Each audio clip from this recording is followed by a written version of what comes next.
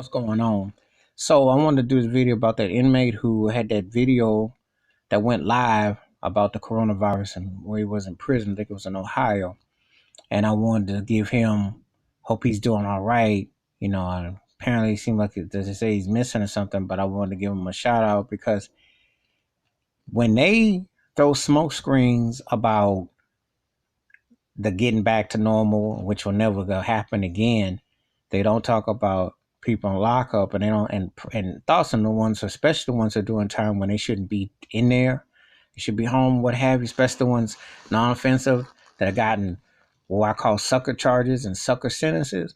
But anyway, um, when they do come back home, bringing that back to the community, to everything, that's the unknown numbers that's not going to be talked about.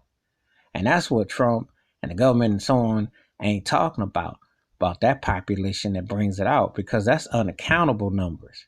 See, and you can't say,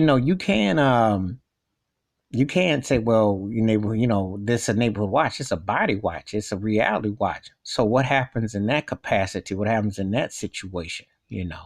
So it's the unknown that makes it that even stronger.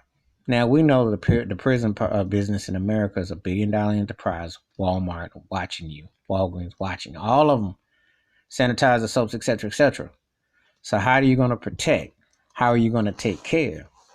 And they'll find ways, mainly African American men that they like to lock up and what have you, for situations to fill those the new plantation, and the fences, etc. But what happens if people are dying off and then you don't have that control? See, this black man, the inmate who put that video out, was showing you throw a mask on and make it at your own risk. He was showing you the real deal, which that needed to be displayed, because there are going to be a lot of cats coming back to communities, and women too, coming back into communities, and no one's going to know the silent killer. So what are they going to do?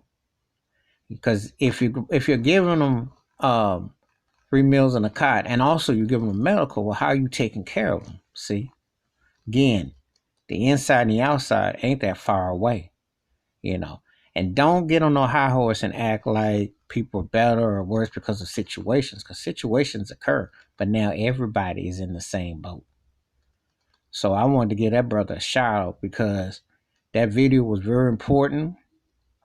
And it also reflected the conditions, the inhumane conditions. And I'm not saying you glamorize prison and make it out like a suite or something. However, people who come back out have to have the same opportunities and breathing capacities and health. So how are you taking care of the situation? Or are you just going to Epstein somebody because they showcase the truth?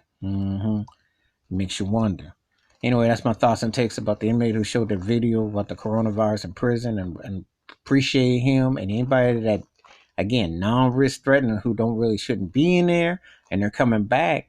The impact is real. You better recognize that and look at all the places involved in it, because it's $1 billion industry. Hit that like, subscribe when the bell rings, a new video. Wash your hands, keep your mind clear, watch out for one another, and everybody is in this game together. I'm out.